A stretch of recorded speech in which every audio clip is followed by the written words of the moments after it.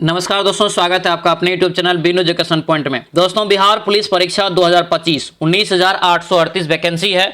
उसके लिए जो है दोस्तों याद रखना, केजीएस के द्वारा जो है सेट निकाला गया है, जिसमें दोस्तों आपको जो है लगभग 15 सेट आपको कराया जाएगा। ठीक है, तो ये सेट का जो दोस्तों यहाँ पे हम लोग डिस्कशन देखेंगे। आज यहाँ पे पहला क्लास उसका देखेंगे, पहला क्लास का यहाँ पे हम लोग डिस्कशन, पहला टेस्ट का डिस्कशन हम लोग देखने वाले हैं। ठीक है, ये सेट याद रखना बहुत इंपॉर्टेंट है। अकॉर्डिंग टू सिलेबस बनाया गया, पता है पहले से खान सर का हम लोग पूरा जो है बुक को कवर कर चुके हैं ऑलरेडी। ठीक है, और दोस्तों जो है इस सेट को भी हम लोग पूरा कवर करेंगे। ठीक है, तो अच्छे से जो है सभी लोग इस क्लास को देखेंगे, समझेंगे। एक एक क्वेश्चन को मैंने बहुत अच्छे से एक्सप्लेन भी किया है, तो सभी क्वेश्चन बहुत महत्वपूर्ण यहाँ पे दिया गया है। तो शुरू से लेकर के लास्ट तक आप लोग इस क्लास को देखेंगे। और ध्यान रखना, अब समय भी नहीं है, अपने आप को बंद कर लीजिए कमरा में और दिन रात एक कर दीजिए, 100% आपका सिलेक्शन हो जाएगा। पता है ना, ये क्लास आपको प्रहार बैच के तहत आ रहा है। प्रहार बैच में इसका पीडीएफ हम एक दिन पहले दे दिए हैं। ये सारा चीज का प्रोसेस आपको प्रहार बैच में है, कंप्लीट तैयारी हो रहा है। और एक बात और याद रखना, जो 9th 10th का सिलेबस नहीं पढ़ रहे हैं, रिजल्ट में प्रॉब्लम हो सकता है। तो कम से कम 9th 10th का सिलेबस आप सब्जेक्ट वाइज, चैप्टर वाइज एक बार जरूर पढ़ लीजिए, नहीं तो क्वेश्चन एग्जाम में समझ में नहीं आने वाला है। हम बार बार इस चीज को रिपीट कर रहे हैं। ठीक है, ये चीज आप अच्छे से ध्यान रखना। और आपको जो है प्रहार बैच में 9th 10th का complete syllabus, previous year, Hindi का जीके, करंट अफेयर का हो गया, बिहार जीके, ये सारा चीज आपको दोस्तों मिल जाएगा उसमें प्रहार बैच में, एकदम बेहतरीन तरीका से स्मार्ट स्टडी के तहत, रणनीति के तहत मिलेगा। ठीक है, ये सारा चीज है, ध्यान रखना। और इसके बाद अलावा दोस्तों एक समर्पण टेस्ट सीरीज भी लाया गया है, तो वो सारा चीज आप जो है प्रहार बैच ज्वाइन करके ले सकते हैं। ठीक है, और इस क्लास को अच्छे से देखना, शुरू से लेकर लास्ट तक। तो चलिए दोस्तों क्लास को शुरू करते हैं। क्लास को शुरू करने से पहले दोस्तों, अगर आप इस चैनल पर नए हैं तो जरूर चैनल को सब्सक्राइब करना और इस वीडियो को लाइक कर देना। इस टेस्ट का दोस्तों टारगेट है 70+। ठीक है, कोशिश करना सभी लोग 70+ नंबर लाने का ध्यान रखेंगे। ठीक है, तो चलिए दोस्तों क्लास को शुरू करते हैं। तो चलिए यहाँ पे दोस्तों क्लास को शुरू करते हैं। पहला यहाँ पे क्वेश्चन देखिए क्या पूछा जा रहा है कि किस संविधान संशोधन अधिनियम के तहत मंत्री परिषद की अधिकतम सीमा तय की गई है। मंत्री परिषद की अधिकतम यानी कि मंत्री परिषद जो बन सकते हैं वो दोस्तों याद रखना मात्र 15% बन सकते हैं, ये कुल सदस्य के। ठीक है, जैसे अगर लोकसभा राज्यसभा के होता है, चाहे राज्य में विधानसभा का होता है, तो वो दोस्तों आपका जो होगा वो मंत्री जो बन सकेंगे वो मात्र जितने भी सदस्य है कुल उसके मात्र 15% बन सकते हैं, उससे ज्यादा नहीं बन सकते हैं। ये प्रावधान जो किया गया 91 संविधान संशोधन यानी कि 91वां संविधान संशोधन के तहत ये प्रावधान किया गया। ये संविधान संशोधन कब हुआ? याद रखना, ये 2003 में ये संविधान संशोधन हुआ। ये भी यहां से दोस्तों याद रखेंगे, ये आपका वीवीआई क्वेश्चन रहेगा, अच्छे से इसको याद रखना। अगला क्वेश्चन यहां पे देखेंगे, नौकरशाही क्या है? नौकरशाही को क्या कहा जाता है? नौकरशाही को क्या कहा जाता है? 2 का राइट आंसर क्या होगा? तो 2 का हो जाएगा अस्थायी कार्यपालिका, यहां से इसका राइट आंसर होगा ऑप्शन नंबर ये बी आपका दोस्तों करेक्ट आंसर हो जाएगा। अस्थायी कार्यपालिका यहां से इसका राइट आंसर होगा, ये यहां से आपको याद रखना है। अगला क्वेश्चन देखेंगे, भारत के उपराष्ट्रपति का कार्यकाल जो है कितने वर्ष का होता है? तो उपराष्ट्रपति हो चाहे राष्ट्रपति हो, दोनों का जो कार्यकाल होता है दोस्तों ये 5 वर्ष का होता है। कितने वर्ष का? ये 5 वर्ष का होता है, यानी कि ऑप्शन नंबर ये बी आपका बिल्कुल राइट आंसर हो जाएगा। अच्छा, उपराष्ट्रपति होता कौन है ये भी याद रखना, एग्जाम में पूछा जाएगा। उपराष्ट्रपति याद रखना दोस्तों जो है राज्यसभा के पदेन सभापति जो है उपराष्ट्रपति होता है। राज्यसभा के पदेन सभापति क्या होता है? तो उपराष्ट्रपति होता है भारत का। वर्तमान में अगर आपसे पूछे कि भारत के उपराष्ट्रपति कौन है, तो जगदीप धनखड़ है। ये भी पॉइंट आपको यहां से याद रखना है। ऑप्शन क्या हो जाएगा? ये बी आपका बिल्कुल राइट आंसर हो जाएगा। अगला क्वेश्चन यहां पे देखेंगे, भारत में संसदीय कार्यपालिका का वास्तविक प्रधान कौन होता है? संसदीय कार्यपालिका का वास्तविक प्रधान जो होता है याद रखना भारत के प्रधानमंत्री होता है, यानी कि ऑप्शन जो है सी इसका बिल्कुल राइट आंसर हो जाएगा। ठीक है, यानी कि कह सकते हैं कि लोकसभा के बहुमत दल के जो नेता होता है वो आपको प्रधानमंत्री होता है, ये भी यहां से आपको याद रखना है। ठीक है, ये आपका बहुत वीवीआई क्वेश्चन है, ऑप्शन नंबर सी आपका करेक्ट आंसर हो जाएगा। अगला क्वेश्चन यहां पे देखेंगे, संघीय शासन व्यवस्था की मुख्य विशेषता क्या है? संघीय शासन व्यवस्था की मुख्य विशेषता दोस्तों यहां पे क्या हो जाएगा? तो ये होगा दोहरी शासन प्रणाली। आंसर ये बी आपका बिल्कुल राइट आंसर होगा। दोहरी का मतलब क्या होता है? जैसे दोस्तों दोहरी देखेंगे तो केंद्र स्तर की जो है सरकार, जिसके अधिकार क्षेत्र में जो है राष्ट्रीय महत्व को जो है मतलब ध्यान दिया जाता है। उसके बाद क्या होता है? दूसरे स्तर में राज्य स्तर पर होता है, जिसमें प्रांतीय हो गया, क्षेत्रीय हो गया, इन सभी को विषय मतलब उस विषय को उस पर जोड़ दिया जाता है, यानी कि यही हो गया दोहरी शासन व्यवस्था। आंसर यहां से क्या हो जाएगा? तो ये बी इसका बिल्कुल राइट आंसर हो जाएगा। अगला क्वेश्चन यहां पे देखेंगे, विविधता क्या पूछ रहा है? विविधता मानव समाज का जो है अनिवार्य गुण है, यह कथन किसका यहां पे है या तात्पर्य क्या है? ये कथन दोस्तों जो है इस कथन का तात्पर्य जो है ये हो जाएगा सी। समाज में भिन्न भिन्न प्रकार की भाषाएं, धर्म है, संस्कृति, परंपराएं ये सभी होती है। यही हो गया कि विविधता मानव समाज का अनिवार्य गुण होता है। आंसर ये सी इसका बिल्कुल राइट आंसर हो जाएगा। आगे देखेंगे क्या पूछ रहे हैं, भारत में संघीय शासन व्यवस्था का मुख्य उद्देश्य क्या है। भारत में संघीय शासन व्यवस्था का मुख्य उद्देश्य हो जाएगा यहां से सी, कि एकता में दोस्तों यहां पे कर एकता में विविधता को बनाए रखना। एकता में विविधता को दोस्तों जो है बनाए रखना, ये यहां से याद रखना। आंसर क्या होगा, सी आपका यहां से राइट आंसर होगा। सी दोस्तों यहां से याद रखना, ये भी आपका बहुत इंपॉर्टेंट रहेगा। ठीक है, अगला क्वेश्चन देखेंगे, राजनीतिक दलों का नींव जो है सर्वप्रथम किस देश ने रखी थी या पड़ी थी, किस देश में पड़ी थी। राजनीतिक दल जो दोस्तों देख रहे हैं, जैसे आपका भारतीय राष्ट्रीय कांग्रेस हो गया, बीजेपी पार्टी हो गया, जितने भी दोस्तों पार्टियां हैं, ये राजनीतिक दल जो है इसका नींव सर्वप्रथम किस देश में पड़ा था। याद रखने ब्रिटेन में दोस्तों पड़ा था, याद रखेंगे। ऑप्शन नंबर ये ए आपका बिल्कुल राइट आंसर होगा। ए यहां से याद रखना, इसकी उत्पत्ति सर्वप्रथम ब्रिटेन में हुआ था। पॉइंट याद रखेंगे।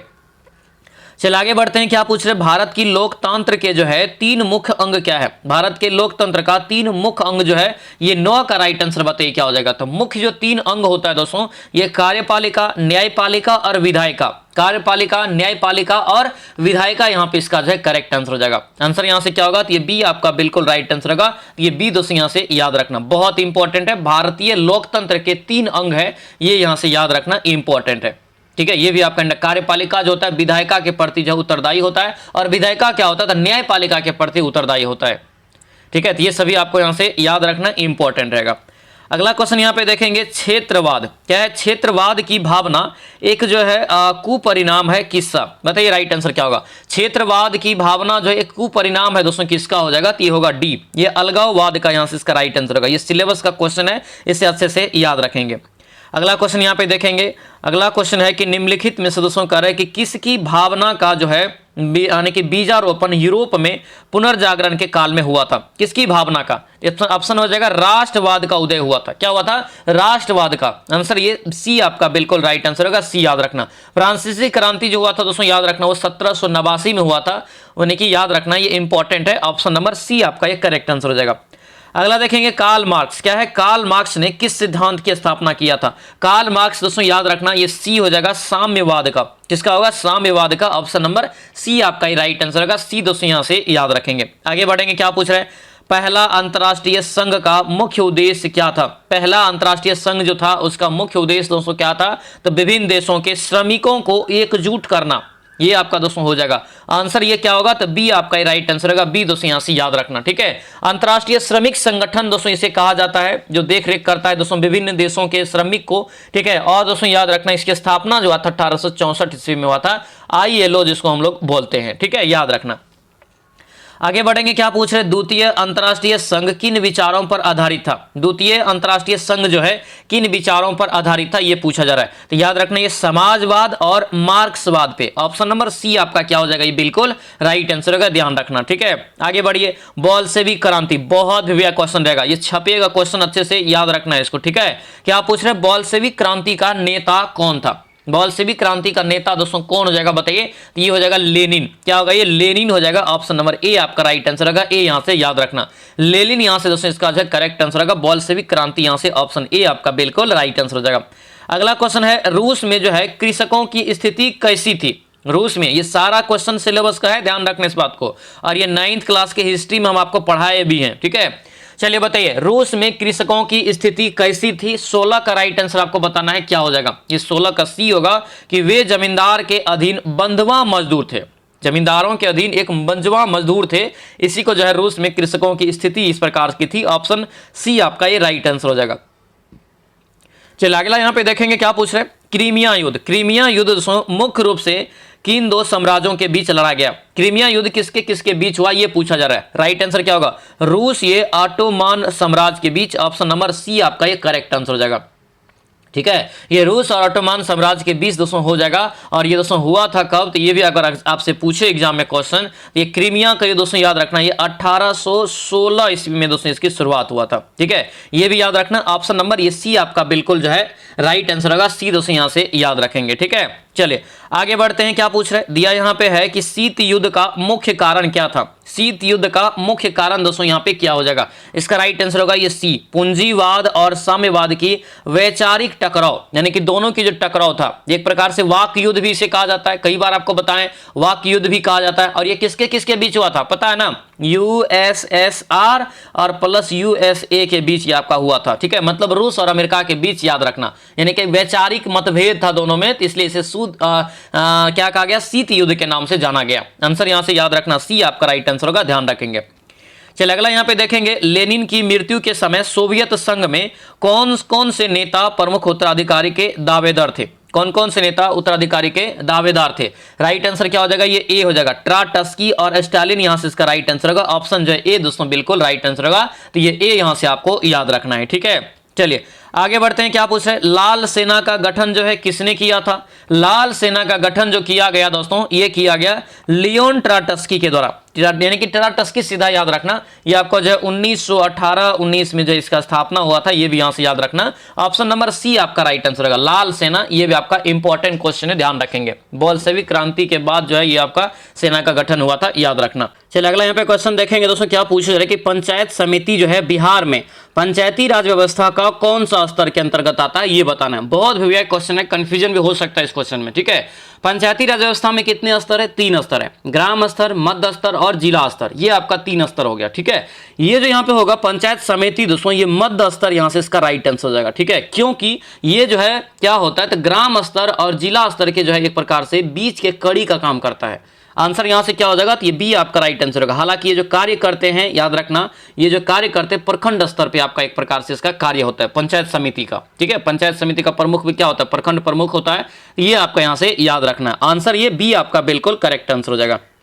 अगला क्वेश्चन यहां पे देखेंगे, बिहार में नगरों एवं कस्बों में स्थानीय स्वशासन का इतिहास किस ग्रंथ में वर्णित है। ये बिहार की क्वेश्चन है, याद रखना। 22 का राइट आंसर याद रखेंगे, ये मनुस्मृति और महाभारत याद रखेंगे। ऑप्शन नंबर बी आपका बिल्कुल राइट आंसर होगा, याद रखना। इसी दौरान दोस्तों जो यूनानी विद्वान जो आया था मेगास्थनीज ने अपनी पुस्तक इंडिका में जो है क्या किया था, तो मौर्य साम्राज्य की राजधानी पाटलिपुत्र के नगर पालिका के बारे में भी दोस्तों बताया था, ठीक है। ये सभी याद रखने, गौरवशाली रहा है अपना बिहार। आंसर ये बी आपका बिल्कुल करेक्ट आंसर होगा, बी दोस्तों यहां से याद रखना। अगला क्वेश्चन देखेंगे, यानी पूछा जा रहा है कि संपूर्ण क्रांति किस राज्य से प्रारंभ हुआ था। तो संपूर्ण क्रांति जो शुरुआत हुआ था ये अपना बिहार से हुआ था। आंसर ये सी आपका, बी आपका यहां से राइट आंसर होगा। संपूर्ण क्रांति की शुरुआत दोस्तों याद रखना किसने किया था, तो जेपी यानी कि जयप्रकाश नारायण के द्वारा दोस्तों ये किया गया था, याद रखना, इंपॉर्टेंट दोस्तों है, ठीक है। ये 1974 में खास करके यह आंदोलन जो हुआ था संपूर्ण क्रांति का, ये एक प्रकार से बिहार में छात्र और युवाओं के द्वारा शुरू किया गया था, और इसके जो नेता थे, मुख्य नेता, ये जयप्रकाश नारायण हो जाएगा, याद रखना। बिहार सरकार में भ्रष्टाचार और कुशासन के खिलाफ ही आपका चलाया गया था, ठीक है। चलिए अगला क्वेश्चन देखेंगे, बिहार में निम्नलिखित में से किस साहित्यकार को हिंदी भाषा के लिए ज्ञानपीठ पुरस्कार मिला है। बिहार के किस साहित्यकार को हिंदी भाषा के लिए ज्ञानपीठ पुरस्कार से दोस्तों सम्मानित किया जा चुका है। राइट आंसर इस ऑप्शन में देखेंगे तो आपका रामधारी सिंह दिनकर, यहां से इसका राइट आंसर होगा, क्या होगा, रामधारी सिंह दिनकर, याद रखना। इसे जो मिला था कब, तो 1972 ईस्वी में। कब मिला था, 1972 में, तो ये भी पॉइंट आपको याद रखना है।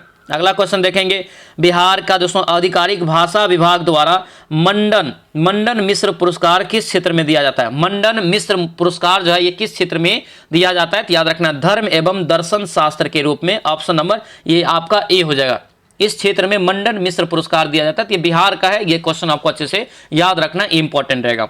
अगला क्वेश्चन देखेंगे, बिहार में करेक्ट 1912 में लॉन टेनिस कहां शुरू हुआ। बिहार में लॉन टेनिस जो शुरू हुआ था 1912 में दोस्तों, ये कहां पर शुरू हुआ था पता है, ये पटना में दोस्तों शुरू हुआ था। ऑप्शन नंबर ये ए आपका करेक्ट आंसर होगा, ए यहां से इसका राइट आंसर होगा, अच्छे से याद रखेंगे। शिक्षित वर्ग और अंग्रेज अधिकारी जो था उनके बीच जो है ये क्या था, तो लोकप्रिय हुआ था, ठीक है। बिहार में तुर्क शासन का युग कब प्रारंभ हुआ। बिहार में तुर्क शासन का, ये जितने भी क्वेश्चन आपको बिहार जीके का यहाँ पे बता रहे हैं, बहुत ज्यादा विविया है, लिमिटेड क्वेश्चन है बिहार जीके में, लेकिन वहीं से क्वेश्चन आपको रिपीट होता है एग्जाम में। ठीक है, बताइए क्या हो जाएगा, तुर्क शासन के युग की शुरुआत बिहार में कब हो जाएगा? तो याद रखना ये 27 का राइट आंसर सी होगा 1203 में। क्या होगा ये 1203 में दोस्तों, यहां से याद रखना ऑप्शन नंबर सी आपका बिल्कुल राइट आंसर होगा। बख्तियार खिलजी का नाम याद है ना, नालंदा विश्वविद्यालय को जो दोस्तों ध्वस्त कर दिया था, बौद्ध यानी कि दोस्तों जो मंदिर को भी क्या किया था, ध्वस्त कर दिया था, विक्रमशिला को, तो ये सभी याद रखेंगे। आंसर सी आपका करेक्ट आंसर हो जाएगा। अगला क्वेश्चन देखेंगे, केंद्रीय उत्पाद शुल्क जो है किस वस्तु पर लगाया जाता है? केंद्रीय उत्पाद शुल्क जो है किस वस्तु पर लगाया जाता है? तो ये भारत में जो उत्पादित वस्तु होता है, जिसका निर्माण भारत में ही होता है, उस पर केंद्रीय उत्पाद शुल्क दोस्तों लगाया जाता है। आंसर ये सी आपका बिल्कुल राइट आंसर हो जाएगा। अगला क्वेश्चन देखेंगे, इंपीरियल बैंक ऑफ इंडिया का गठन किन किन बैंकों के विलय से हुआ था? पता है ना दोस्तों, इसी का फिर नाम बदल करके बाद में एसबीआई भी किया गया।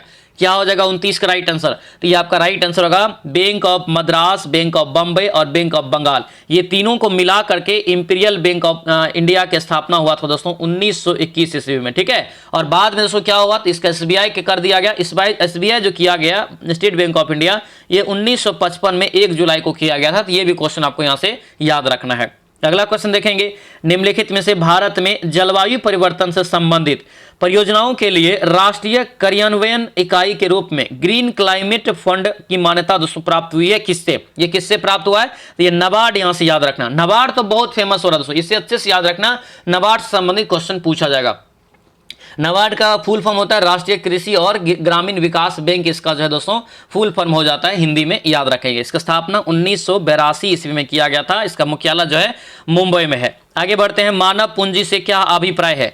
मानव पूंजी से दोस्तों क्या अभिप्राय है ये बताना है। 31 का हो जाएगा बी, इंसानों में निवेश जैसी शिक्षा और स्वास्थ्य आदि दोस्तों है क्या है, तो मानव पूंजी से अभिप्राय हो जाएगा। ऑप्शन नंबर ये आपका बी करेक्ट आंसर हो जाएगा। अगला क्वेश्चन देखेंगे, क्या दिया है कि कौन यहाँ पे खदान स्रोत है? कौन सा यहाँ पे खदान का स्रोत है? देखिए गहन खेती, यहाँ पे गहन खेती जो है एक खदान है।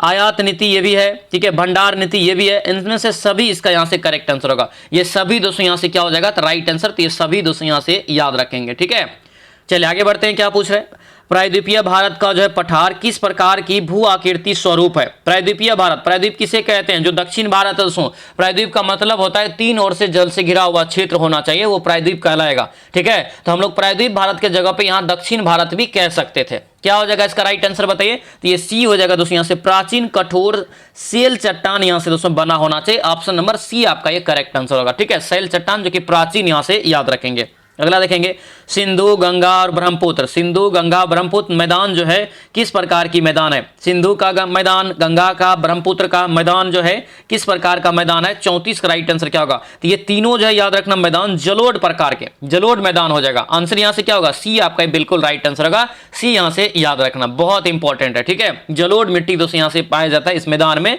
ऑप्शन सी आपका राइट आंसर होगा। और भारत में मुख्य रूप से जो जलोढ़ मिट्टी ही पाया जाता है, तो ये भी क्वेश्चन याद रखेंगे। अगला क्वेश्चन देखेंगे, मध्य उच्च भूमि का प्रमुख भाग कौन सा है?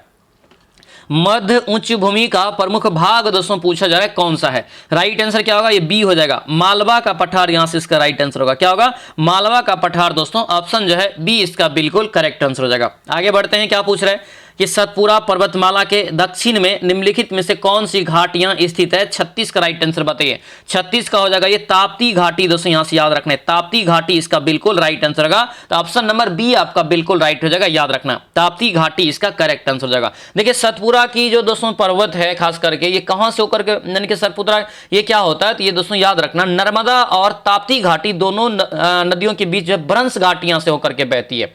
ठीक है, ये आपको दोस्तों क्वेश्चन पूछा जाता है, इसको आप अच्छे से याद रखना। ऑप्शन नंबर ये बी आपका बिल्कुल करेक्ट आंसर हो जाएगा। आगे बढ़ेंगे, भारत का प्राचीन भूखंड, भारत का सबसे प्राचीन भूखंड जो है कौन सा है?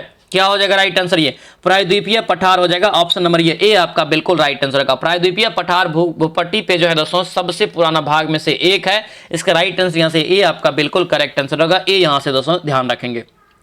चलिए आगे बढ़ेंगे, क्या पूछ रहे दिया यहाँ पे है कि प्रारंभिक समय में संपूर्ण भूभाग एक ही महाद्वीप में था। पता है ये बात, यानी कि प्रारंभिक समय में दोस्तों जो है ये एक दोस्तों वैज्ञानिक या एक दोस्तों जो है खगोल शास्त्र के द्वारा कहा गया था कि जो है प्रारंभिक समय में, अभी तो वर्तमान में दोस्तों अलग अलग दोस्तों पार्ट में बढ़ गया है ना, लेकिन पहले जो था एक ही महादेश में, सभी एक ही महादेश था पूरा वर्ल्ड में, ये जो कहा था किसने कहा था? ये कहा था, याद रखना, पेंजिया ने। और ये क्वेश्चन भी आपको सिलेबस में हम आपको पढ़ाए हैं, याद रखना, पेंजिया यहां से इसका राइट आंसर होगा। पेंजिया दोस्तों आपको अच्छे से याद रखना।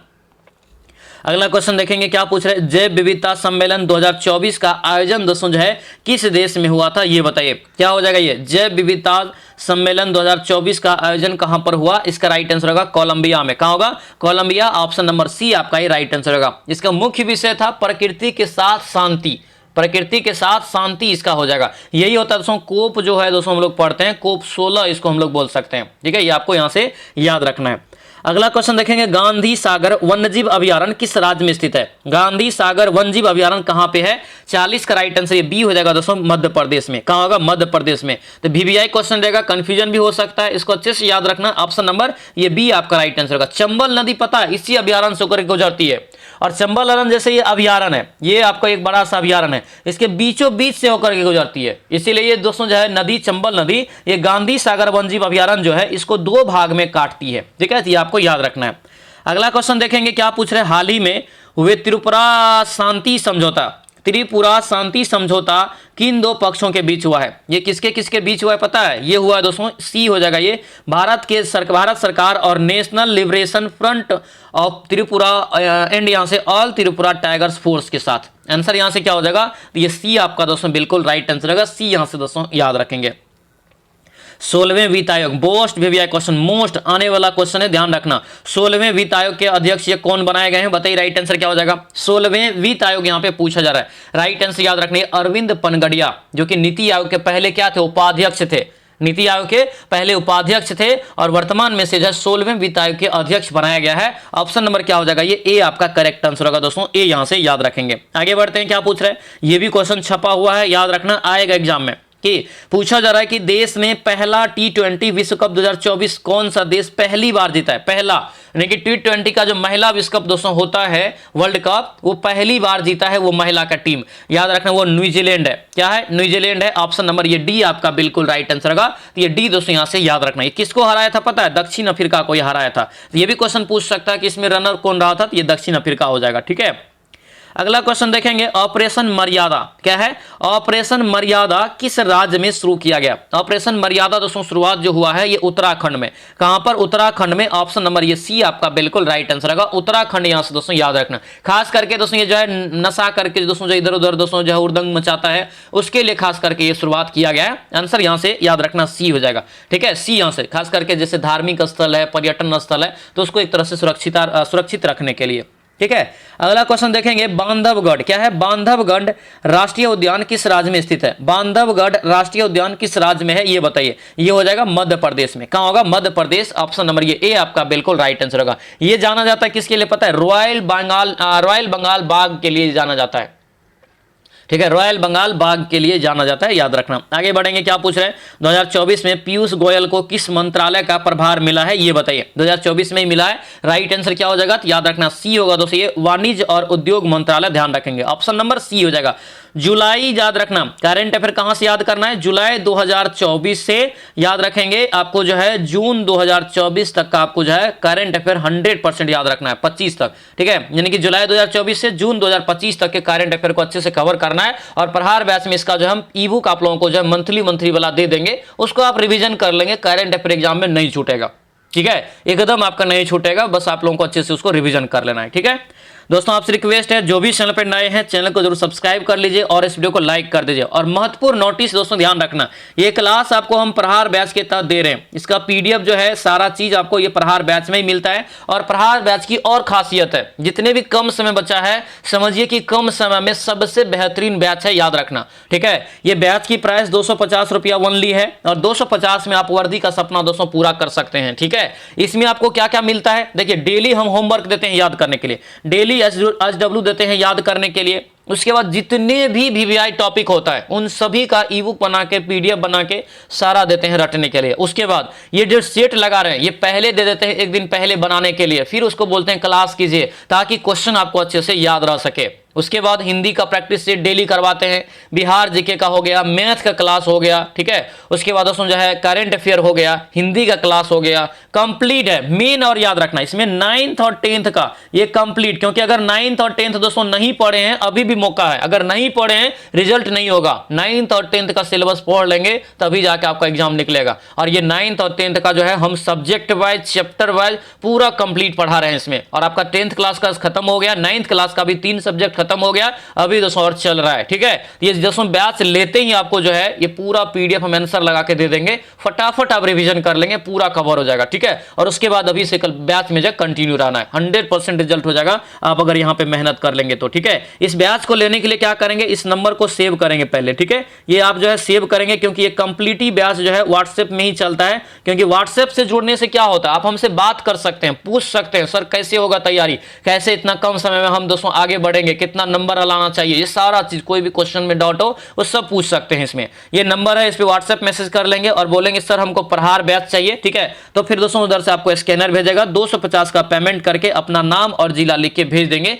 ये बैच में आपको ऐड कर दिया जाएगा, ठीक है। इसके अलावा दोस्तों याद रखना एक टेस्ट सीरीज लाया गया है, ठीक है। टेस्ट सीरीज जो लाया गया है समर्पण टेस्ट सीरीज, ये समर्पण टेस्ट सीरीज समझिए कि आपके एग्जाम के लिए रामबाण दोस्तों होगा, ठीक है। ये इसका दोस्तों प्राइस है 99 रुपया। तो इसी नंबर पे आपको व्हाट्सएप मैसेज करके अगर आप ओनली टेस्ट सीरीज से जुड़ना चाहते हैं, इसका पूरा शेड्यूल हम दे दिए हैं, एग्जाम से पहले 15 टेस्ट आपका पूरा कंप्लीट करेंगे, समझिए मैक्सिमम क्वेश्चन इसी टेस्ट सीरीज से आपका रहने वाला है, ठीक है। तो ये भी आपको मिल जाएगा, इसी नंबर पे आप व्हाट्सएप मैसेज कर लीजिए। और एक ऑफर और है इसमें, अगर ये प्रहार बैच लेंगे दोस्तों 250 का, तो ये आपको टेस्ट जो सीरीज है समर्पण, ये आपको फ्री में मिल जाएगा, ठीक है। तो जो भी आप चाहते हैं आज ही इस बैच से जुड़िए, सबसे बेहतरीन सबसे स्मार्ट रणनीति के साथ इसमें हम आपको पढ़ा रहे हैं, ध्यान रखना इस बात को, ठीक है। चलिए अब क्वेश्चन पे आते हैं। क्वेश्चन क्या है यहां पे देखिए, small is beautiful, small is beautiful के लेखक कौन है, क्या हो जाएगा राइट आंसर यहां से, तो याद रखना ये सुमाकर, क्या होगा सुमाकर, अर्नेस्ट सुमाकर यहां से इसका नाम है, याद रखना अर्नेस्ट सुमाकर इसका यहां से करेक्ट आंसर होगा। यह पुस्तक जो प्रकाशित हुआ था 1973 में, 1973 में, याद रखना, ठीक है। ये बहुत इंपॉर्टेंट क्वेश्चन है और मैंने पहले ही बोला है कि जितने भी लेखक है, जितने भी किताब के लेखक है, उनको एक जगह पे कॉपी में लिखिए ताकि एग्जाम के समय में फटाफट एक बार रिविजन कर लेंगे तो दोस्तों आपका जो पूरा रिवीजन हो जाएगा, ठीक है। ये सारा नियम है, कानून है जो कि आपको अच्छे से अपनाना है लाइफ में, तभी जाके आपको सफलता मिलेगा। चलिए अगला यहाँ पे क्वेश्चन देखेंगे दोस्तों, क्या पूछा जा रहा है कि कोणार्क नृत्य उत्सव जो है भारत के किस राज्य में मनाया जाता है। तो कोणार्क मंदिर कहाँ है, उड़ीसा में, ठीक है। कोणार्क यहाँ से यहीं से क्वेश्चन आ गया, राइट आंसर क्या हो जाएगा, उड़ीसा हो जाएगा। ऑप्शन नंबर ये सी आपका बिल्कुल राइट आंसर होगा, सी दोस्तों यहाँ से याद रखना। कोणार्क मंदिर जो है ये याद रखना उड़ीसा में सूर्य देवता को समर्पित है, ये क्वेश्चन भी आपको अच्छे से याद रखना, ठीक है, ये इंपॉर्टेंट है। अगला क्वेश्चन देखेंगे, राजाजी नेशनल पार्क, कई बार आपको एक क्वेश्चन एग्जाम में आया है। राजाजी नेशनल पार्क दोस्तों याद रखने कहां पे है, ये हो जाएगा उत्तराखंड में, कहां होगा उत्तराखंड में। ऑप्शन नंबर ये बी आपका बिल्कुल राइट आंसर होगा, राजाजी यानी कि नेशनल पार्क है, राष्ट्रीय उद्यान, याद रखना। अगला क्वेश्चन देखेंगे, हाल ही में भारतीय सेना और पुनीत जो है बालन ग्रुप ने संयुक्त रूप से मिलकर कहां पर संविधान उद्यान यानी कि उद्यान यानी कि गार्डन को स्थापित किया है, यानी कि संविधान गार्डन, सीधा याद रखिए संविधान गार्डन की स्थापना। ये क्वेश्चन आपको एग्जाम में 100% आएगा, इसका राइट आंसर क्या हो जाएगा, तो याद रखना ये पुणे, यहां से इसका करेक्ट आंसर होगा। ऑप्शन नंबर ये डी आपका बिल्कुल राइट आंसर होगा, याद रखेंगे। अगला क्वेश्चन देखेंगे, पेमा खांडू, पेमा खांडू दोस्तों यहाँ पे जो है हाल ही में किस पूर्वोत्तर राज्य के मुख्यमंत्री बने हैं, ये पूछा जा रहा है। तो पेमा खांडू दोस्तों कहाँ के हो जाएगा, बताइए इसका राइट आंसर। तो याद रखना दोस्तों ये जो है आपका ये ए हो जाएगा, अरुणाचल प्रदेश इसका करेक्ट आंसर होगा। ऑप्शन नंबर ए आपका बिल्कुल राइट आंसर हो जाएगा। ये भारतीय जनता पार्टी के पेमा खांडू है, जो कि दोस्तों जो है 13 जून 2024 को लगातार तीसरी बार जो है वहां पे अरुणाचल प्रदेश के जो है मुख्यमंत्री के रूप में शपथ लिया है, ये आपको यहां से याद रखना, ठीक है, बहुत इंपॉर्टेंट है। ऑप्शन नंबर ए आपका बिल्कुल करेक्ट आंसर हो जाएगा। अगला क्वेश्चन यहां पे देखेंगे, भारत के किस राज्य में यानी कि जो है नटंजलि उत्सव मनाया जाता है। नटंजलि उत्सव, तो ये नाम से ही थोड़ा सा स्पष्ट है, इस प्रकार के उत्सव दोस्तों कहां मनाया जाता है, साउथ साइड में, खास करके तमिलनाडु साइड। ऑप्शन नंबर ये बी आपका बिल्कुल राइट आंसर होगा, तमिलनाडु, यहां से दोस्तों याद रखना इंपॉर्टेंट है। अगला क्वेश्चन यहां पे देखेंगे, फोर्ब्स की जो है 2024 की जो है सबसे अमीरों की जो लिस्ट जारी किया गया महिला वाला, इसमें सबसे शक्तिशाली या सबसे अमीर महिला कौन है, ये हो जाएगा Savitri Jindal. Option number C आपका राइट आंसर होगा। ये सावित्री जिंदल यहां से दोस्तों याद रखना इंपॉर्टेंट हो जाएगा, ठीक है। ये टॉप 10 में अपना जगह बनाया है। ऑप्शन नंबर ये सी आपका करेक्ट हो जाएगा। आगे बढ़ेंगे। पृथ्वी पर जो है वस्तुओं का भार किस कारण होता है? पृथ्वी पर जो कोई भी वस्तु है, जैसे आप कोई भी वस्तु को हवा में फेंकिए नीचे आ जाता है, तो भार है उसमें, ठीक है ना, तभी तो नीचे आ रहा है ना। तो ये दोस्तों हो जाएगा, ये किस कारण से है, ये भार किस कारण से होता है, ये पढ़ाए हैं क्वेश्चन, तो याद रखने आपका राइट आंसर होगा गुरुत्वाकर्षण बल होता है। ऑप्शन नंबर सी हो जाएगा। इसीलिए कोई भी वस्तु क्या होता है तो एक दूसरे को आकर्षित भी करता है, यानी कि कोई भी वस्तु को ऊपर फेंक देते तो नीचे की तरफ भी आता है। आंसर यहां से सी आपका बिल्कुल करेक्ट आंसर हो जाएगा। अगला क्वेश्चन देखेंगे, दिया यहां पे कि विद्युत चुंबकीय बल किसके बीच कार्य करता है? विद्युत चुंबकीय बल जो है किसके बीच कार्य करता है ये बताइए। तो ये सी हो जाएगा, सभी प्रकार के आवेशों के बीच, सभी प्रकार के आवेशों के बीच यहां से इसका राइट आंसर होगा। ऑप्शन क्या हो जाएगा? तो ये सी आपका यहां से करेक्ट आंसर होगा। ऑप्शन नंबर सी दोस्तों यहां से याद रखना, ठीक है। ये सभी प्रकार के चुंबकीय गतिमान आवेशित कण जो होता है उसके बीच में ये कार्य करने का काम करता है। अगला क्वेश्चन देखेंगे, वस्तु की जो है यात्रा, वस्तु की यात्रा की अवधि में चली गई कुल पथ लंबाई एवं इसमें दोस्तों लगे समय के भागफल को क्या कहते हैं? 56 का राइट आंसर बताइए क्या हो जाएगा। तो ये बी होगा, औसत चाल। क्या कहते हैं दोस्तों? इसे औसत चाल कहते हैं। ऑप्शन जो है बी आपका बिल्कुल राइट आंसर होगा, ध्यान रखेंगे। आगे बढ़ेंगे। बिना क्वथनांक तक जो है पहुंचे किसी द्रव का गैस में बदल जाना क्या कहलाता है? बिना क्वथनांक तक पहुंचे, क्वथनांक तक पहुंचे का मतलब हुआ कि ये कह रहा है सीधा सीधा क्वेश्चन कि दोस्तों जो है आपको ठोस से, यानी कि आपको क्वेश्चन आपका जो है अलग टाइप का हो गया, यानी कि ये जो है द्रव का जो है गैस में बदलना, ये आपको क्या होता है? क्वथनांक, बिना क्वथनांक किए। तो ये वाष्पीकरण में ऐसा दोस्तों होता है, उड़ जाता है एक प्रकार से, गैस में बदल जाता है। आंसर यहां से क्या हो जाएगा? ये आपका बी दोस्तों यहां से करेक्ट आंसर होगा, बी याद रखना। अगला क्वेश्चन देखेंगे, प्लाज्मा क्या है? Most VVI question. ये कहां पाया जाता है? प्लाज्मा ब्लड में। कहां पाया जाता है? ब्लड में। ऑप्शन यहां से बताइए क्या होता है? प्लाज्मा यहां से बताइए क्या हो जाएगा। ये प्लाज्मा दोस्तों जो है 58 का राइट आंसर यहां से क्या हो जाएगा? डी हो जाएगा। ये पदार्थ की एक आयनीकृत गैसीय अवस्था होता है। ऑप्शन नंबर ये डी आपका बिल्कुल राइट आंसर रहेगा, ठीक है। ये डी यहां से दोस्तों याद रखना इंपॉर्टेंट रहेगा, ठीक है। अगला क्वेश्चन देखेंगे, क्या पूछ रहे हैं? यह है कि बर्फीले जल से भरे गिलास की बाहरी सतह पर जल जो है बूंदे क्यों नजर आती है? बर्फीले गिलास यानी कि बर्फीले जल से भरे एक गिलास है, बाहरी सतह पर जल की बूंद दोस्तों क्यों नजर आती है? क्यों नजर आती है? क्योंकि सी हो जाएगा, हवा में मौजूद जलवाष्प में संघनित होकर के जल बूंद बना लेती है, इसीलिए। ऑप्शन सी आपका बिल्कुल राइट आंसर हो जाएगा। अगला देखेंगे, यदि कोई वस्तु एक समान वेग से चल रही है तो उसका त्वरण क्या होगा? एक समान वेग से अगर चलेगा दोस्तों, आप ही बताइए, तो त्वरण उसका क्या होगा? त्वरण उसका दोस्तों शून्य होगा ना। आंसर ये बी आपका बिल्कुल राइट आंसर होगा, बी यहां से याद रखना। त्वरण दोस्तों क्या होता है? तो वेग में परिवर्तन के दर को दर्शाता है। आंसर यहां से बी आपका बिल्कुल राइट आंसर होगा, तो ये बी यहां से याद रखना। अगला क्वेश्चन देखेंगे, यदि दो वस्तुएं एक ही दिशा में दोस्तों गति कर रही है तो उसके अपेक्षित वेग की गणना कैसी की जाएगी? अगर एक ही दिशा में गति कर रही है तो क्या होगा दोस्तों? इस केस को कैसे हम लोग सॉल्व करेंगे? तो ये आपका राइट आंसर दोस्तों बी हो जाएगा। क्या होगा? दोनों की गति घटा करके। अब मैथ में भी ये सवाल बनाए होंगे, मैथ में भी दोस्तों सवाल बनाते हैं, जब एक ही दिशा में दोनों दोस्तों चाल से चल रहा होता है तो उसको हम घटाते हैं। खास करके रेलगाड़ी की स्थिति में आप पढ़े होंगे सवाल में, और आपको आगे हम बताएंगे भी, ठीक है। अगर ये विपरीत दिशा में होता है तो क्या होता है? जोड़ते हैं उसको। विपरीत दिशा में होता है, दोनों के वेग को जोड़ते हैं। अगर एक ही दिशा में होता है तो उसको हम लोग घटाते हैं। ये ऑप्शन नंबर बी आपका राइट आंसर। खास करके ये आपका एक तरह से मैथ का सवाल हो गया, और ये आपका फिजिक्स का भी क्वेश्चन हो गया।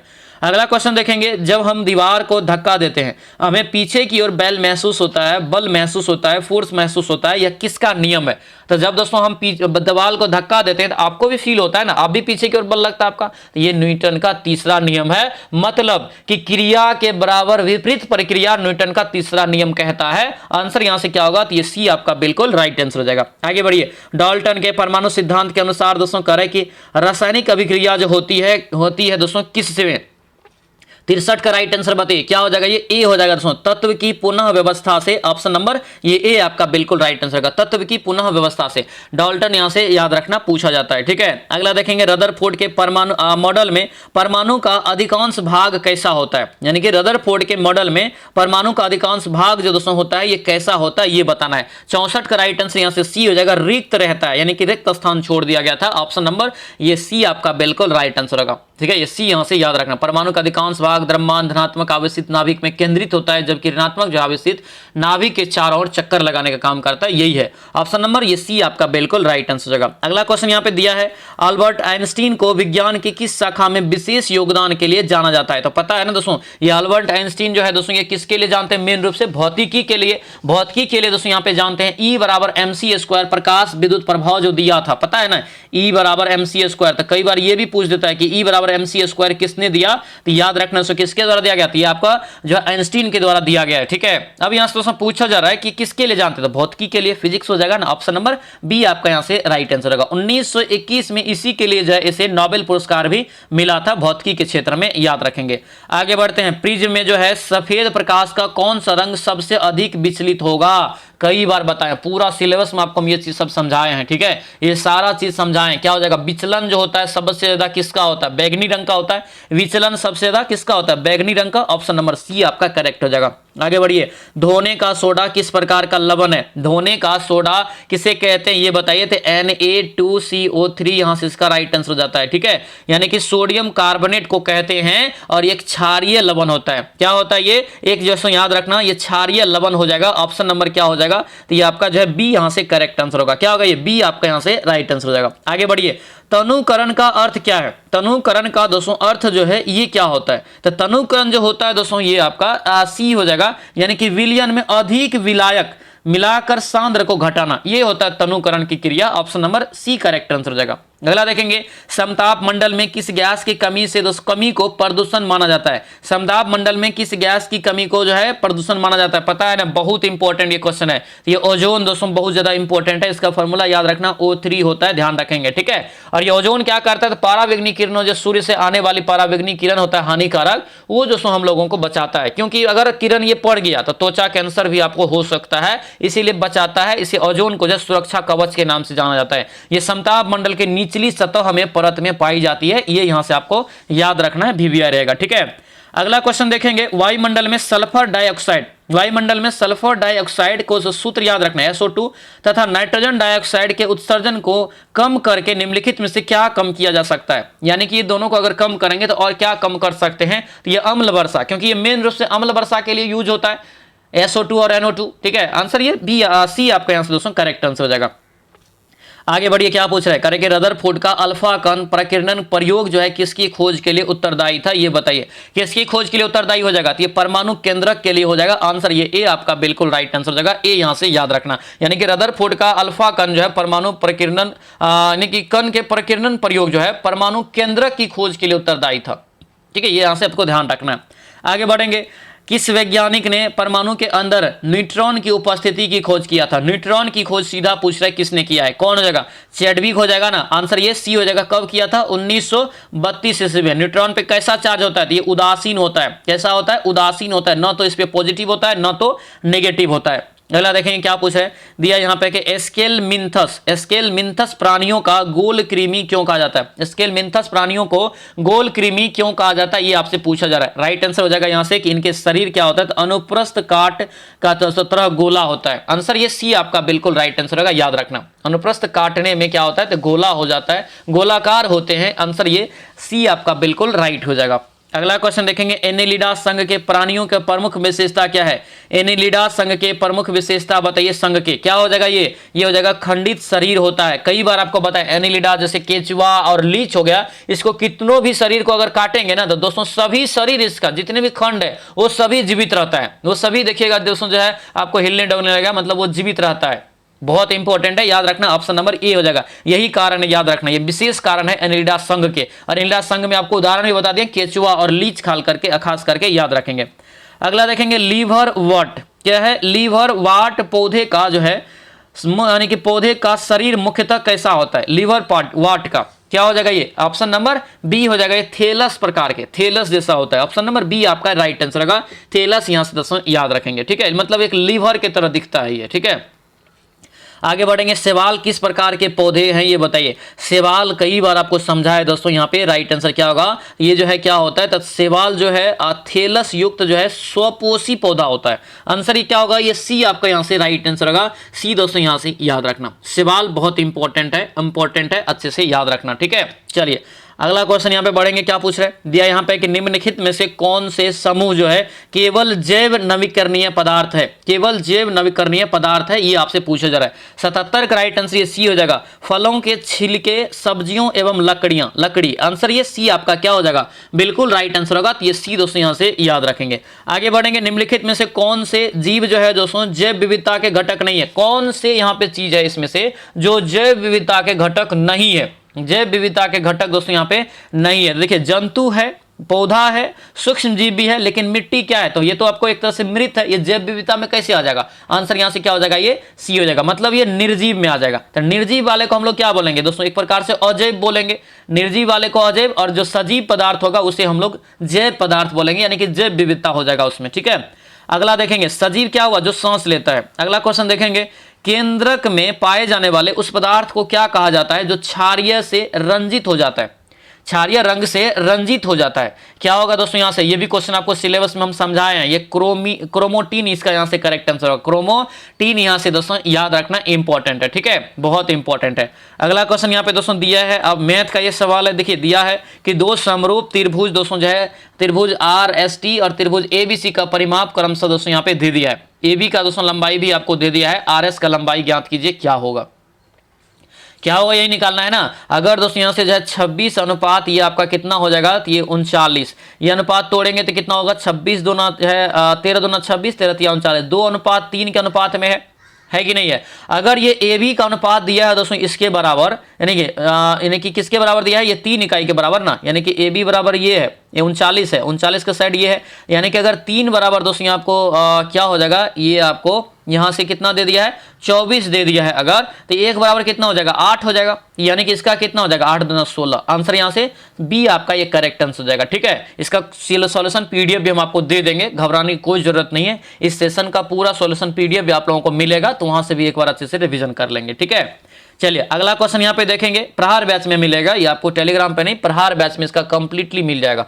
चलिए बताइए 81 का राइट आंसर क्या पूछ रहे, यदि बेलन का वक्र पृष्ठीय क्षेत्रफल 880 सेंटीमीटर स्क्वायर है तो इसकी ऊंचाई और त्रिज्या के जो है गुणनफल क्या होगा, क्या हो जाएगा, 81 का राइट आंसर ये हो जाएगा दोस्तों। यहां से अगर निकालेंगे तो क्या होगा, ये वक्र पृष्ठ क्षेत्रफल क्या होता है, 2πRh होता है ना, 2πRh, तो यहां से 2 गुना दोस्तों यहाँ पे क्या हो जाएगा 22/7 गुना R हो जाएगा ना, RH हो जाएगा ना, RH हो जाएगा, और बराबर यहाँ से कितना हो जाएगा, ये 880, इसको काटेंगे तो 22 दूना 44, 44 दूना 88, यानी कि 2 20 मरतबे कट गया, और RH बराबर दोस्तों आपको क्या हो जाएगा, तो ये 20 हो गया, तो यानी से 20 7 20 और क्या कीजिए 7 7 ये 7 कोना कोनी गुना होगा ना, ये 20 है ऊपर में, तो यहाँ पे 20 7 आपको 140 हो गया, और ये मांग क्या रहा देखिए, ऊंचाई और त्रिज्या का गुणनफल, तो RH हो गया ना, यहाँ पे कितना हो जाएगा 140 हो जाएगा, ऑप्शन नंबर ए आपका बिल्कुल राइट आंसर हो जाएगा।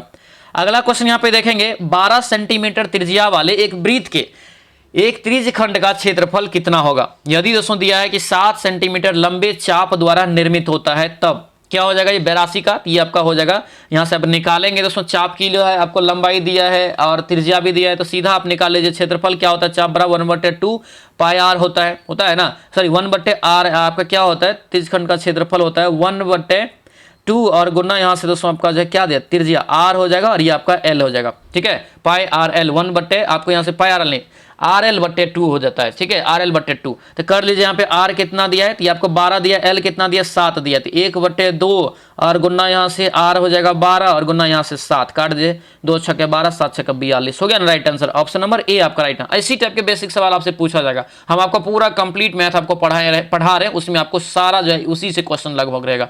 8 क्लास मैथ का हो चुका है प्रहार बैच में, और अभी क्लास आना बाकी है, लगभग 20-22 क्लास आपका मैथ का जो है होना है, ध्यान रखना इस बात को, ठीक है। चलिए आगे बढ़ेंगे, ताश के जो है 52 पत्ते की गड्डी में 2 पत्ते यानी कि अदृश्य खींचे जाते हैं, ठीक है, इन 2 पत्ती के बादशाह होने की प्रायिकता क्या होगा, इन दोनों स्थिति में बादशाह होने की प्रायिकता दोस्तों जो है क्या हो सकता है, ये बताइए, इसका राइट आंसर क्या हो जाएगा, ये बताइए। इसका राइट आंसर यहाँ से जो निकलेगा ये आपको 1/1 जो है 221 निकल जाता है, ठीक है, आंसर सी आपका ये करेक्ट आंसर हो जाएगा। अगला यहाँ पे देखेंगे, ये तो आपको मान ही रखना है, ए बराबर आपको दे दिया है 60 डिग्री है, तो यहाँ पे cos A के जगह पे 60 रखेंगे, ठीक है। इसी प्रकार सेक ए की जगह पे 60 रखेंगे और इसका कैलकुलेशन करेंगे, ठीक है। याद रखना आंसर यहाँ से जो निकल जाएगा ये बी आपका दोस्तों यहाँ से करेक्ट आंसर। इसका चार्ट हम आपको दे देंगे, जितने भी थीटा का दोस्तों मान है वो चार्ट हम आपको दे देंगे, तो उससे आपको अच्छे से ध्यान रख लेना है।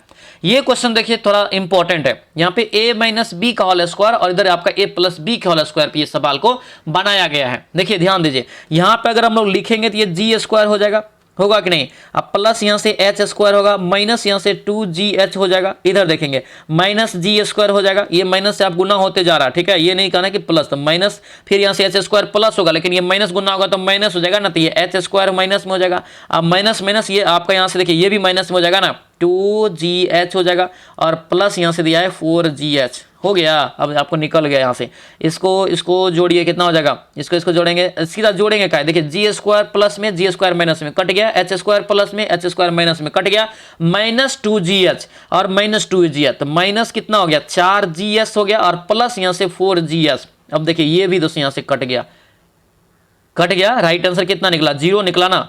आंसर यहाँ से क्या हो गया, बी आपका ये करेक्ट आंसर हो जाएगा। अगला यहाँ पे क्वेश्चन देखेंगे, यहाँ पे दिया है कि इसको भाग दीजिए और शेषफल बताइए क्या होगा। इसको भाग दीजिए और इसका शेषफल बताइए कि आप क्या होगा। तो देखिए इसका राइट आंसर आपको 14 निकल जाएगा, ठीक है। कंप्लीट पीडीएफ में आपको इसका सोल्यूशन दे देंगे, ध्यान रखना वहां से आप लोग इसको सोल्यूशन करेंगे। अगला क्वेश्चन देखेंगे, क्या पूछ रहे, एक टीम में जो है 10 खिलाड़ी है, एक टीम में 10 खिलाड़ी है, 10 खिलाड़ियों ने 3 खिलाड़ियों की कितनी टीम गठित कर सकता है, ये आपको पूछा जा रहा है। कैसे बनाएंगे इसको दोस्तों, यहाँ पे तो क्या हो जाएगा, ये 10 और C3 हो जाएगा, होगा कि नहीं। तो 10 गुना यहाँ से 9 हो जाएगा, गुना 8 हो जाएगा और नीचे में कितना हो जाएगा, नीचे में यानी कि आपका 3 गुना 2 गुना 1 हो जाएगा कि नहीं हो जाएगा, क्योंकि ये 10C यानी कि घटेगा तो 7 तक, यानी कि 7 से पहले का लेना है इधर और इधर आपको 3 वाला लेना है। तो कितना आप काटिए यहाँ से 2 से कट जाएगा, 2 पंचे और ये 3 से कट जाएगा, 3 3 9, 8 3 24, 24 पंचे 120 इसका यहाँ से करेक्ट आंसर हो जाएगा। अगला क्वेश्चन यहाँ पे देखेंगे, आदर्श की मां को गंभीर बीमारी है, क्या पूछा जा रहा है क्वेश्चन, आदर्श की मां को गंभीर बीमारी है, राइट आंसर क्या हो जाएगा। तो ये बीमारी यहाँ पे जो लिखा है, ये जो दोस्तों यहाँ पे दिया है, अशुद्ध वर्तनी का चयन कीजिए। बीमारी हम लोग कैसे लिखते हैं, ऐसे लिखा जाता है, बौद्धिकी का लिखते हैं, यहाँ पे दिया बहर्षी का, यानी कि ये गलत है यहाँ पे। अगला क्वेश्चन देखेंगे, ल और स का उच्चारण किस स्थान से होता है, य र ल व स। ल स जो होता है खास करके इसका उच्चारण दोस्तों कहाँ से होता है ये बताइए। इसका उदाहरण से देखेंगे तो ये बी हो जाएगा दोस्तों, ये दांत से होता है। कहाँ से, दांत से होता है। कहाँ से होता है, दांत से होता है, याद रखना। एक ट्रिक यहाँ पे याद रखना, तुलसी जो एक ट्रिक है दोस्तों, ये आपको क्या होता है, तो जैसे त वाला वर्तनी हो गया, ये भी दांत से उच्चारण होता है और ल और स जो है ये दांत से होता है। इसीलिए क्वेश्चन आपको पूछा गया, ठीक है। सोल्यूशन वाला पीडीएफ में आपको दे देंगे, वहां पे पूरा कंप्लीट रहेगा, उसको आप एक बार रिविजन कर लेना। अगला क्वेश्चन देखेंगे, क्या दिया है कि दिए गए वाक्यांश के लिए सार्थक शब्द का यानी कि ज्ञात कीजिए, सार्थक शब्द ज्ञात कीजिए। स्त्री जो कविता लिखती है, इसमें जो राइट आंसर का सार्थक शब्द क्या होगा, इसको हम लोग क्या बोलेंगे, इसे बोलेंगे कवयित्री। लेकिन ये देखिए सभी कवयित्री ये लिखा हुआ है, लेकिन शुद्ध मीनिंग वाला भी आपको बताना पड़ेगा। ये कवयित्री यहां से होता है, ऑप्शन नंबर सी आपका ये करेक्ट आंसर हो जाएगा। आगे बढ़ेंगे, क्या पूछ रहे, दिया है कि उचित शब्द को पूर्ण करे, वाक्य को पूरा करिए। वैद्य जी डैश देखकर इलाज करते हैं। वैद्य जी दोस्तों क्या करते हैं, तो नाड़ी देख करके इलाज करते हैं। देखते होंगे दोस्तों, डॉक्टर आता है तो नाड़ी चेक करता है कि इसका धड़कन कितना तेज है, नहीं है, बुखार भी चेक करता है, ये सारा चीज चेक किया जाता है। आंसर यहाँ से क्या हो जाएगा, डी आपका यहाँ से करेक्ट आंसर होगा, डी यहाँ से याद रखेंगे। अगला क्वेश्चन देखेंगे, मुसीबत में और मुसीबत आना मुहावरा का अर्थ क्या हो जाएगा। ये राइट आंसर याद रखना, कंगाली में आटा गीला, ऑप्शन नंबर ए आपका बिल्कुल राइट हो जाएगा, याद रखेंगे, ऑप्शन ए आपका करेक्ट आंसर हो जाएगा। अगला क्वेश्चन यहाँ पे देखेंगे दोस्तों, क्या पूछ रहा है कि select the most appropriate meaning of given the items. Babe in the wood, right answer क्या होगा, सी हो जाएगा दोस्तों यहाँ से। One who is naive the, यहाँ से जो है डिफरेंटलेस, ऑप्शन नंबर सी आपका करेक्ट आंसर होगा। इंग्लिश में बस रिवीजन करते जाना है और कुछ नहीं करना है। 2-3 क्वेश्चन भी अगर सही कर लेंगे अच्छे से तो दिक्कत आपको आगे नहीं होगा। इसका राइट आंसर यहाँ से देखेंगे तो ये सी आपका हो जाएगा, ऑलवेज हैज हो जाएगा। आगे बढ़ेंगे, क्या पूछा, select the correct indirect from the given sentence. She said I will go to the market tomorrow. Right answer यहाँ से इसका जो है क्या होगा, ये 95 का, तो ये 95 का डी हो जाएगा दोस्तों यहाँ से, ठीक है। ये डी हो जाएगा, यानी कि दिया है क्या, तो she said that she will go to the market the next day, option number D हो जाएगा। अगला क्वेश्चन यहाँ पे दिया है दोस्तों, पूछा रहा है कि select the option can be used one word इसके लिए चुनिए, ठीक है। दिया है ए पॉलिट वर्ड फॉर समथिंग शॉकिंग, इसके लिए अगर एक वर्ड में राइट आंसर चुनना होगा तो ये आपका डी हो जाएगा। क्या हो गया, इसके लिए डी यहाँ से इसका जो है करेक्ट आंसर हो जाएगा। अगला यहाँ पे देखेंगे एंटोनम चुनना है। एंटोनम चुनना है यहाँ पे एमुकुलेट का। एमाकुलेट का यहाँ पे दोस्तों एंटोनम का मतलब क्या होता है, उल्टा होता है, तो ये आपका अनक्लीन हो जाएगा। ठीक है, आगे बढ़ेंगे, क्या पूछ रहे हैं, select the express the passive voice. ठीक है, somebody has put out their fire. ठीक है, पुट आउट द फायर हो जाएगा, यानी कि राइट आंसर इसका जो होगा बी हो जाएगा। ठीक है, बी हो जाएगा, the fire has been put out by somebody. Answer ये बी आपका बिल्कुल करेक्ट आंसर हो जाएगा। अगला क्वेश्चन यहाँ पे देखेंगे, क्या पूछ रहे हैं, वन वर्ड चूज करने के लिए लॉन्ग लास्टिंग डीप ब्रीथनेस और इल विल, क्या हो जाएगा इसका करेक्ट आंसर, तो ये आपका राइट आंसर 99 का ए हो जाएगा, रेन कोर इसका यहाँ से करेक्ट आंसर हो जाएगा। आगे बढ़ेंगे, क्या पूछा, select the most appropriate synonym. दोस्तों यहाँ पे चुनना है फैड के लिए। फैड के लिए सिनोनिम अगर चुनेंगे दोस्तों तो आपका सी हो जाएगा, वेगू। ऑप्शन नंबर ये सी आपका बिल्कुल राइट आंसर हो जाएगा। ये था दोस्तों आप लोग का जो है केजीएस के द्वारा जो आपको टेस्ट सीरीज आपको निकाला गया है उसका ये पहला टेस्ट। कैसा लगा क्लास, सभी लोग कमेंट करके बताएंगे। और ध्यान रखना, जो भी प्रहार बैच और समर्पण बैच से अभी तक नहीं जुड़े हैं, अभी भी जुड़ जाइए, अभी भी आपका हम तैयारी करवा देंगे। एक महीना में इतना मटेरियल आपको हम दे देंगे पढ़ने के लिए कि अगर उसी में अच्छे से पढ़ लेंगे रिजल्ट हो जाएगा। उसके बाद आपको डेली बेसिस पे सारा चीज चलता है बैच में, वो भी आपको अपडेट रहना है। ठीक है, बैच लेने के लिए इस नंबर पे आप व्हाट्सएप मैसेज कर लीजिए, सेव करके आपको लिखना है कि सर हमको प्रहार बैच चाहिए या समर्पण सीरीज टेस्ट सीरीज चाहिए, वो आपको मिल जाएगा। ठीक है, तो चलिए, और ये वीडियो को सभी लोग लाइक कर देना। ठीक है, कमेंट करके जरूर बताना सेशन कैसा लगा, और जो नए स्टूडेंट है चैनल को सब्सक्राइब कर लेना। तो चलिए दोस्तों, अब हम लोग मिलते हैं नेक्स्ट क्लास में, नेक्स्ट वीडियो में। तब तक के लिए जय हिंद।